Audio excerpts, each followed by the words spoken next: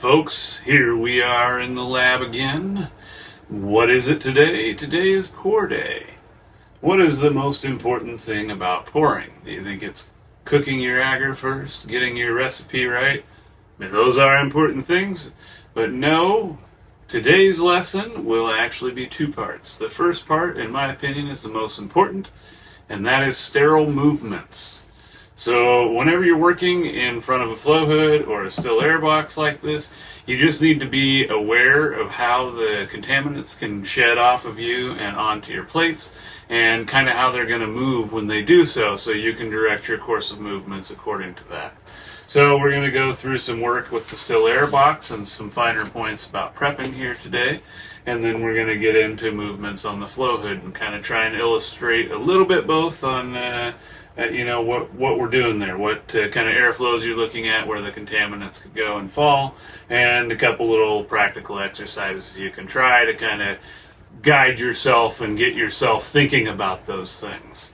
So here we're going to go ahead and we'll start with regular prep. We'll pull out our isopropyl. This is my prep. You can prep in any which way you like. There's all kinds of disinfectants that you can use that are of grade enough that will work for us. In this case, isopropyl 70% is simply something that we use a lot in mycology.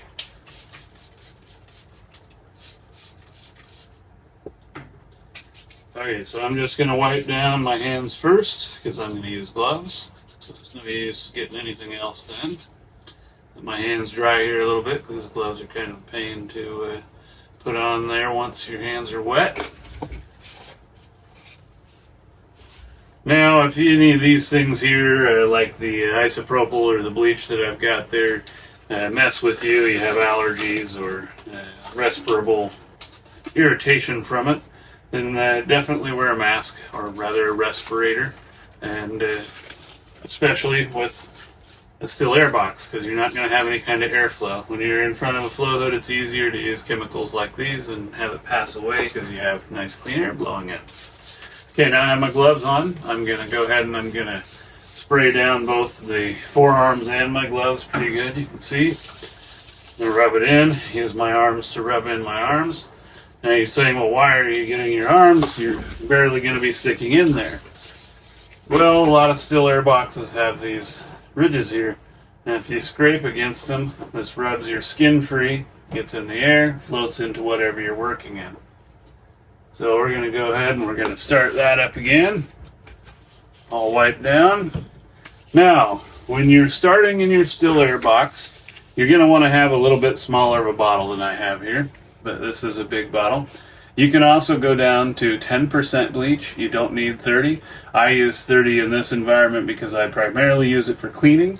When you're doing a lot of aerosol stuff, and especially when you're working in confined environments, I would recommend maybe 10 or 15% bleach.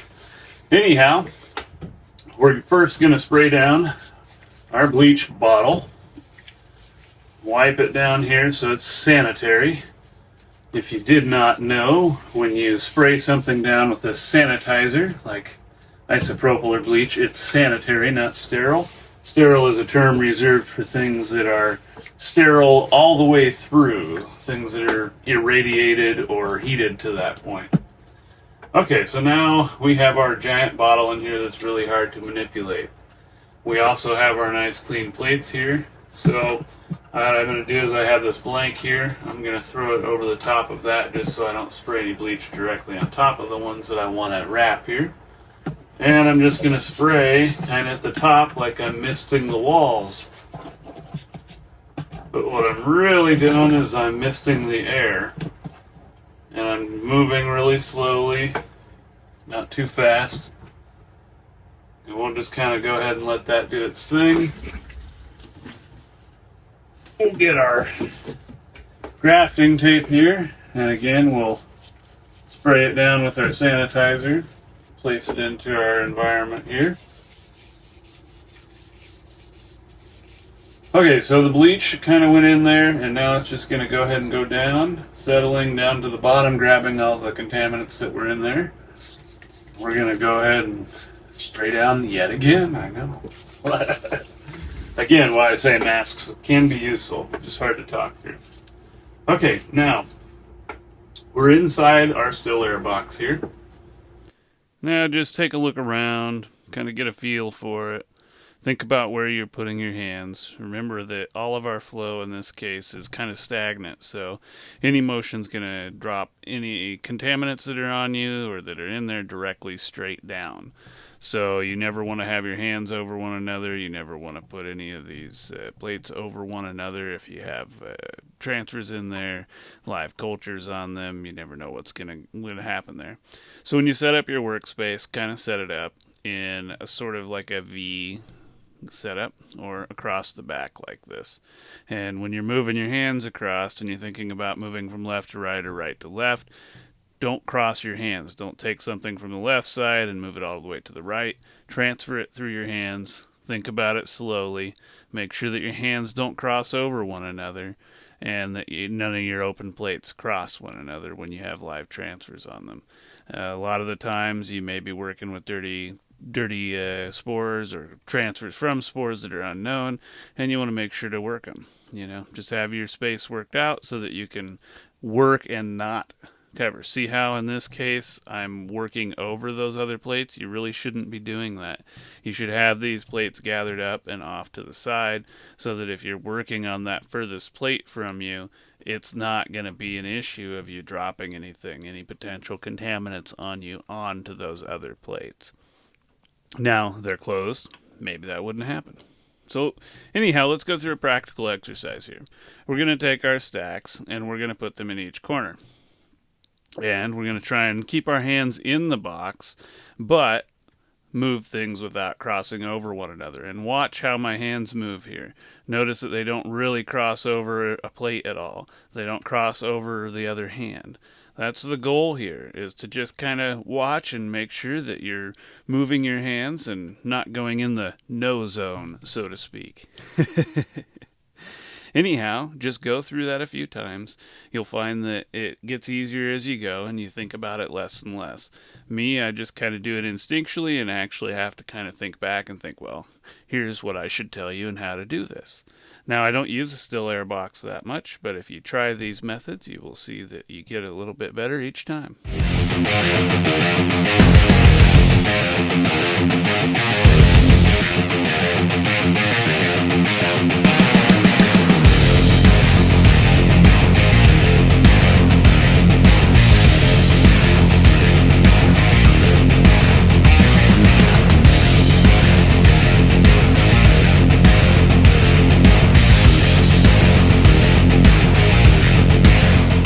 Alrighty, those important takeaways are: always sanitize your tools and plates before placing them inside your still air box.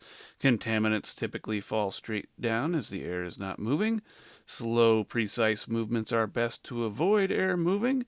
Don't cross over plates, your arms, or your hands to avoid dropping any kind of contaminants on anything. Before working, spray the air inside with bleach 10 to 15% and wipe down your hands and arms with isopropyl alcohol or your alternative. Alright, now let's talk flow hoods. So, you think flow hoods, super duper simple, right? Well, there is a lot of simplicity with it, as in you can kind of be a little bit lazier with things, but it is something you still got to think about. The airflow coming at you specifically, and your interactions with where you place things. So it's very important to visualize things.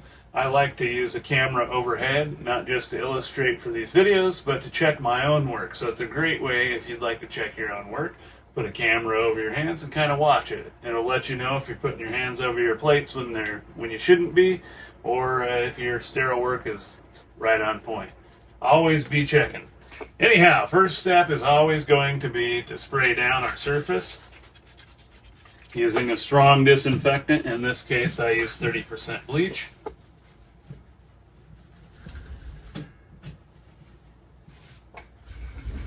I would also, if we were really running, I would go ahead and I would spray down with isopropyl and I would wipe the surface of my cover of my filter.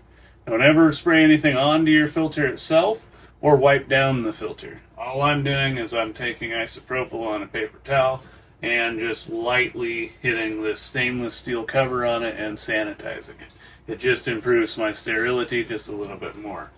Anyhow, so we've cleaned down with our bleach or our strong sterilizer. If you've got a different alternative, a hypoallergenic one, feel free to use them. Just make sure they're strong enough to do their job. Now, when working in front of a flow hood, your primary concern is the flow of air. The flow of air is always going to be coming at you in straight lines, straight at you. The only time this will change is when you disrupt that flow, either with your arms, your hands, plates, things like that. So, when you're working, consider the flow. Consider that if you have an open plate up close to the front, that this open plate doesn't have open plates behind it, and this one could potentially contaminate it. Let's say this open plate here was one that had a sample on it, a live sample. Maybe it's a wild sample, you're taking a transfer from it. You wouldn't necessarily want to have open plates behind it in the flow because the air could pick up off the plate there, pick things up, and deposit it onto the plate behind it. Plus, you may also incidentally work over it. So, what I like to do is I like to set my work up in a line along the front of the workspace. And then in the center is where I will do most of my work. And if I need additional space, I will kind of make a castle or a V around where I can pull all of these things. I can even have extras back here. But they're all kind of in their own independent space where I can work. I can have my grafting tape over here. I can take some tools. I can have tools out here as well, and I can still move my hands around without ever getting in front or behind of the airflow. That's the main key, is that if you had an open plate back here, that you didn't reach over across it, skin follicles could fall off and deposit on the plate. It's always a game of watching and improving your technique. Now, some other nice points for you. When you're working, don't get flustered. Just try and think things through, go slowly, and if you make a mistake, don't get mad and get flustered. Go through with it, take your time, note it, figure it out, and move on. That's all I got for you in this episode. I might have more, but it sounded like a good exit. Did you think the flow hoods were done? There's more than one type of flow hood, didn't you know? This is a flow cabinet. So, we have pretty much the same process. You can see this one's pretty dirty, so we'll take our bleach. We'll go ahead and we'll spray it down. You may actually want to use something other than bleach with stainless steel like this because it will cause oxidation, as bleach is an oxidizer.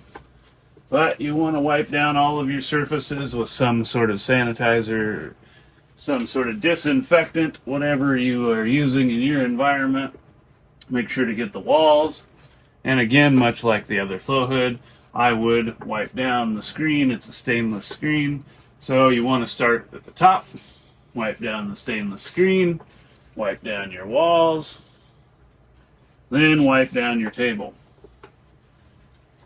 Now, the notable difference between a standard laminar flow hood that's coming directly at you and a flow cabinet is the filter is up here. So the air actually drops down, pressure sort of builds up in the back and comes towards you. It's not a true laminar flow like we think of it. So it's a little trickier, but it is actually really good to work with. All of the air in here is clean. You have an airflow that comes down primarily here, and you have a little bit of out that comes here.